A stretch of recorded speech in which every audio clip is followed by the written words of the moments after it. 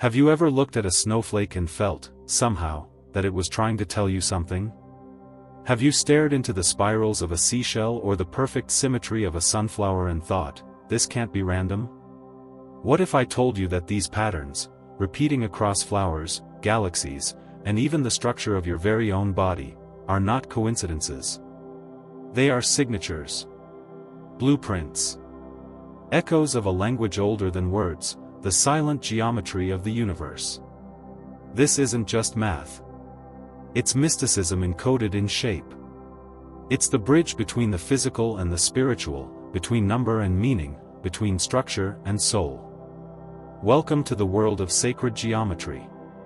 Today, we'll pull back the curtain on one of the most ancient and powerful systems of understanding reality, used by the Egyptians, the Greeks, the mystics of the East, and even encoded within the architecture of cathedrals and temples across the world. In this video, we're going to uncover the hidden truth behind these timeless symbols, like the flower of life, the seed of life, and the mysterious Vesica Piscis. You'll learn how these forms are far more than artistic designs, they are portals. Tools. Mirrors into the invisible fabric of reality. We'll dive into how sacred geometry reveals the structure of consciousness itself. Why ancient civilizations revered these shapes as divine. What the flower of life really encodes, and why it appears across so many cultures. And most importantly, how you can begin using this knowledge to elevate your awareness, your energy, and your inner harmony. This is not just about lines and circles. This is about truths that were hidden in plain sight, waiting for the right moment, and the right mind, to see them. And now, that mind is yours. To truly grasp the power of sacred geometry, we must travel back, not just centuries, but millennia. Long before modern science could measure the spin of electrons or the orbit of planets, the ancients were already mapping the invisible. They didn't need microscopes or telescopes, because they observed the language of the universe written in form itself. The ancient Egyptians, whose pyramids remain an eternal mystery, aligned their monuments not only to stars, but also to geometrical harmonies. The Great Pyramid of Giza, for instance, encodes the golden ratio, phi, 1.618, a number that recurs endlessly in nature, from your DNA to the curve of a wave. Was this an accident, or a message? In Greece, Pythagoras, yes, the one remembered for the triangle, founded a secretive spiritual school. But what few are taught in classrooms is that he believed numbers had souls. Geometry wasn't a tool, it was a sacred right. He taught that all things emanate from number, and that understanding these patterns could lead to enlightenment. His student, Plato, took it further. In his work Timaeus, he described how the entire cosmos was constructed from 5 perfect shapes, known today as the Platonic solids. These forms, he said, weren't just shapes, they were the building blocks of reality. Each one corresponded to an element: earth, air, fire, water, and ether. The geometry, in other words, was the matter and the spirit. In India, mandalas emerged as visual prayers, sacred circular patterns used in meditation. Each mandala is based on geometrical symmetry, meant to mirror the order of the cosmos and bring the practitioner into harmony with it. In Tibetan Buddhism, monks spend weeks constructing sand mandalas, only to destroy them, reminding us that even sacred perfection is impermanent. And then we arrive at perhaps the most iconic symbol in sacred geometry. The flower of life. Found carved into the temple of Osiris in Abydos, Egypt, etched there thousands of years ago, it reappears mysteriously in places like the Forbidden City in China, ancient synagogues in Galilee, and even medieval Christian churches. No one culture can claim it. It belongs to the planet, to consciousness itself. This pattern, made from overlapping circles, appears deceptively simple. But when studied closely, it holds within it the seed of life, the tree of life, the Vesica Piscis, and the basis for Metatron's cube, a shape that reveals every Platonic solid. It is, in essence, a code for the creation of everything. And yet, this knowledge wasn't only theoretical. It was deeply spiritual. To the initiates of old, geometry was not just a subject, it was a path. A sacred art that led the soul from chaos to order, from confusion to clarity. They believed that by meditating upon these forms, by aligning one's thoughts, breath, and being with these universal patterns, one could remember their origin. One could return to the divine. Modern science may now be catching up, revealing fractals, symmetries, and resonances at every level of nature, but the ancients already knew. They didn't need a particle accelerator. They had a compass, a straight edge, and the vision to see beyond. So, what exactly is sacred geometry? At its core, sacred geometry is the study of patterns, ratios, and proportions that underlie all of creation. But unlike conventional geometry, which is used to build bridges and measure angles, sacred geometry is concerned with the hidden architecture of existence, the vibrational scaffolding behind reality itself. To understand it, let's begin with the simplest form, the circle. A perfect, infinite shape. No beginning. No end. In many ancient traditions, the circle represents wholeness, eternity, unity, the divine. In sacred geometry, the circle is the mother of all forms. It is from the circle that all other sacred shapes are born. Now, imagine drawing a second circle with the same radius, where its center touches the circumference of the first. This creates the Vesica Piscis, a symbol that looks like an almond or eye shape. At first glance, it's just a simple overlap, but hidden within this shape is an extraordinary secret. It marks the birth of duality from unity. From one comes two. From stillness, movement. From spirit, matter. In the Vesica Piscis, we see the beginning of creation, the moment the one expresses itself as the many. This symbol appears everywhere, in early Christian iconography as the ichthys, the Jesus fish, in the geometry of cathedral arches, and even in the formation of your very own eyes during embryonic development. Coincidence? Or echo? Now, continue this process. Keep drawing circles, each one centered on the edge of the previous one. Soon, a pattern begins to emerge, the seed of life, 7 interlocking circles forming a rosette. This is not mere decoration. These 7 circles symbolize the 7 days of creation, the 7 chakras, the 7 tones of the musical scale, and the 7 heavens described in ancient cosmologies. It's as if the universe is singing a symphony of sevens, and geometry is the sheet music. Expand the seed further, and you get the flower of life, a complex lattice of interwoven circles that appears both infinite and ordered. Within this shape lies every structure known to the universe. From here, we can extract Metatron's cube, a geometrical figure that contains all 5 Platonic solids, those perfectly balanced shapes that Plato believed were the elemental building blocks of nature. These include tetrahedron, fire; cube, earth; octahedron, air; icosahedron, water; dodecahedron, ether or spirit. What's fascinating is that these shapes are not just philosophical. They form the basis of molecular structure in chemistry, the shapes of crystals, even the architecture of viruses. The same forms that define the invisible world were honored as sacred long before microscopes ever existed. Let's return to the golden ratio, phi, 1.618, also known as the divine proportion. This number is everywhere in sacred geometry.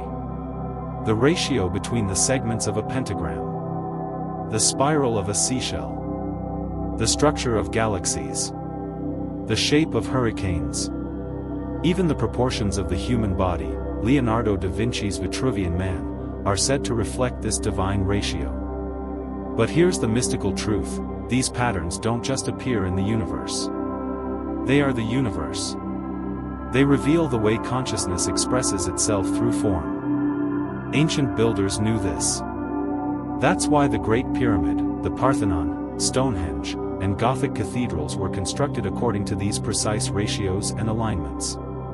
They weren't just building for beauty, they were creating harmonic temples that would resonate with the geometry of the cosmos itself. And this leads us to a powerful insight.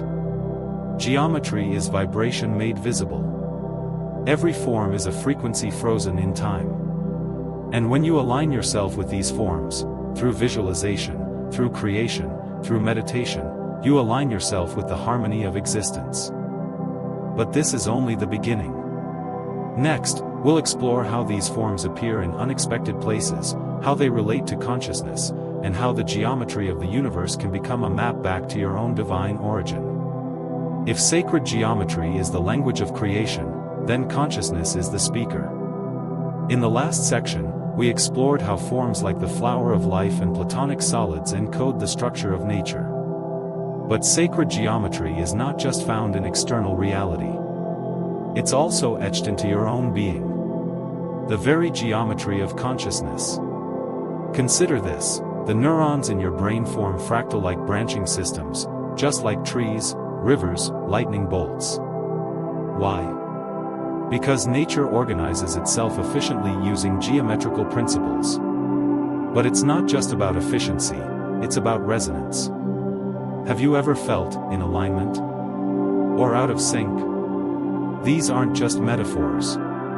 When your thoughts, emotions, and actions resonate harmoniously, when they follow the same underlying pattern, you begin to vibrate with coherence. Just like sacred shapes that repeat with symmetrical perfection, you become a living mandala. Let's return to the flower of life. When viewed with spiritual eyes, this symbol is not merely artistic, it's holographic. Each part contains the whole. It's a visual metaphor for the holographic universe theory, which suggests that the entire cosmos is encoded within every fragment of reality. In this view, you are not separate from the universe.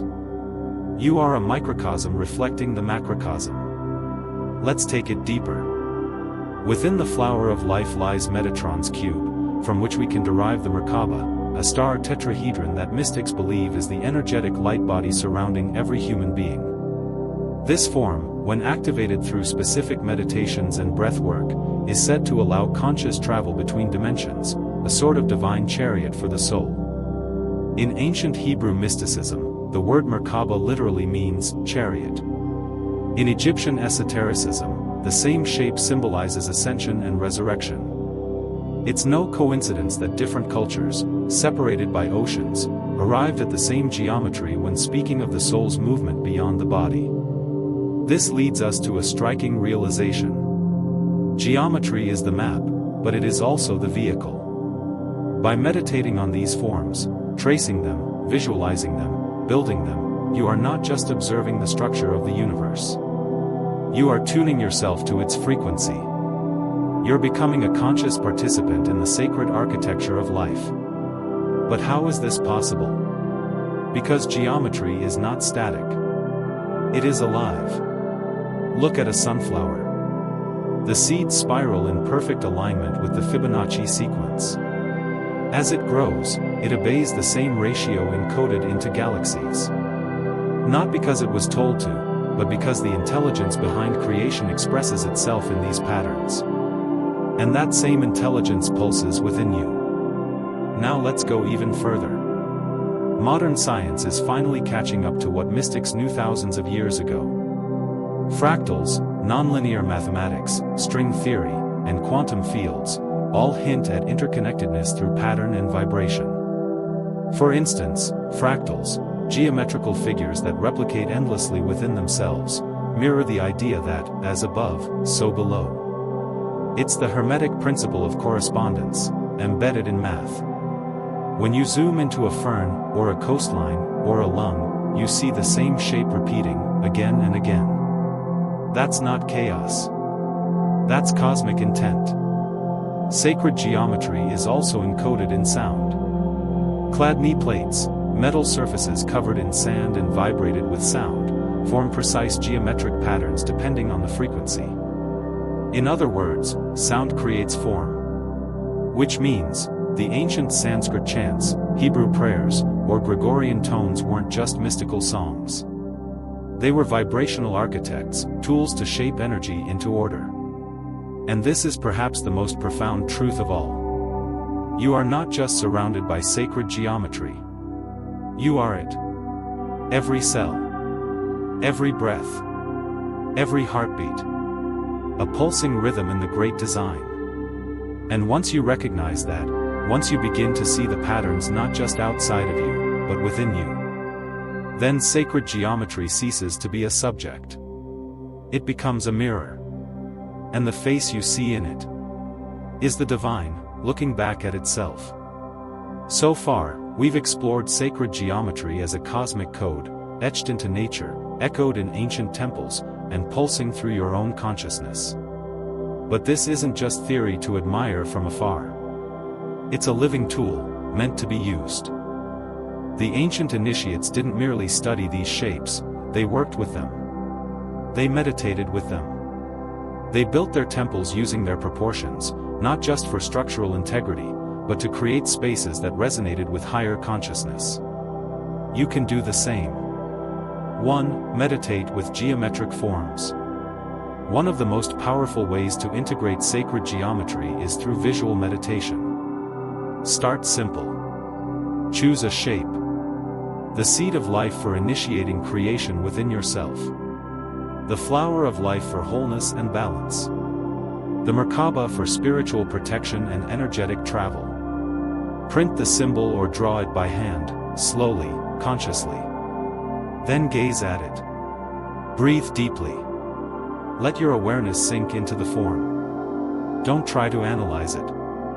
Let it speak to you in its own silent language. With time, you may begin to feel subtle shifts, clarity, stillness, even visions. These shapes carry memory.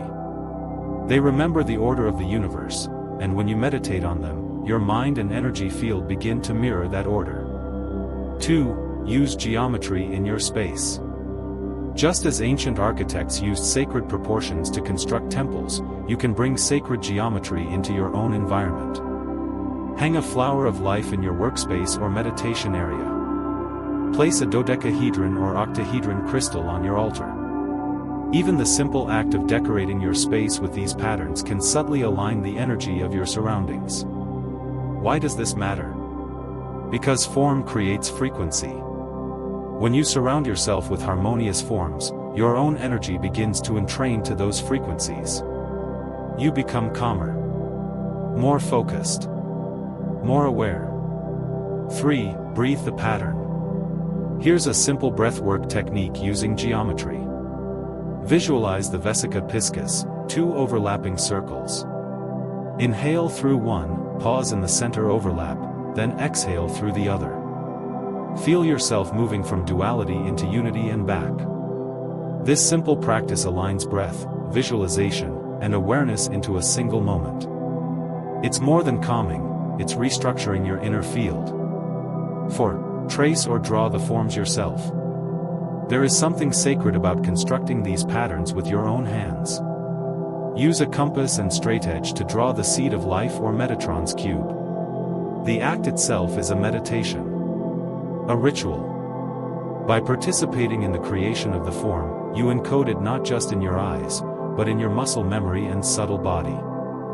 5. Affirmation with form. Pair your practice with words. As you meditate on the flower of life, repeat silently. I am a reflection of universal harmony.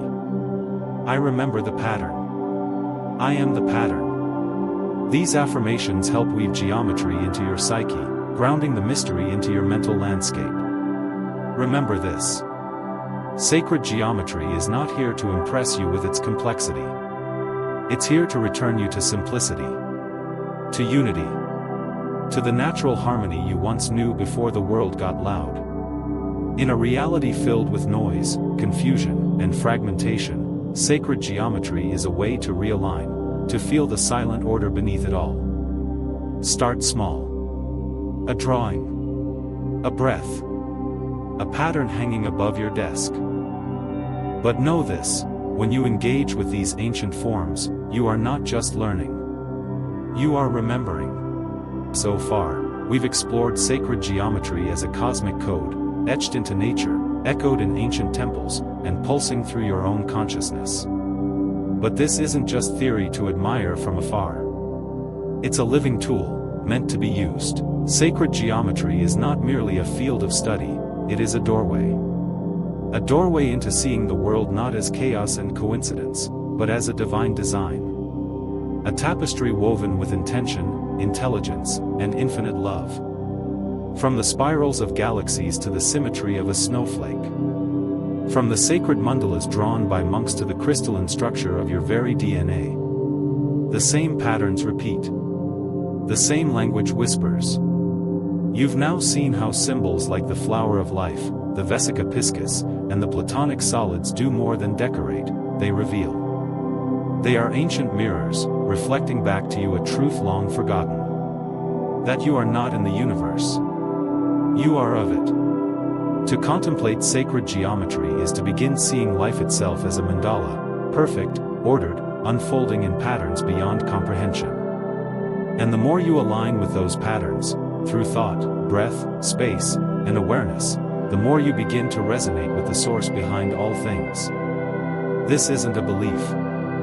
It's a remembrance. A return. So the next time you see a leaf's veins, or the swirl of cream in your coffee, or the rhythm of your own heartbeat, pause.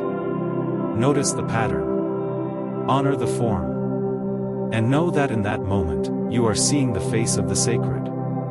If this video awakens something within you, if a part of you feels like it's just beginning to remember, then stay with us. There is so much more to uncover. Leave a comment below and share your experiences. What symbols call to you? What patterns have followed you in dreams or synchronicities? And if you haven't already, subscribe, so you don't miss the deeper truths we'll continue to explore together. Until next time.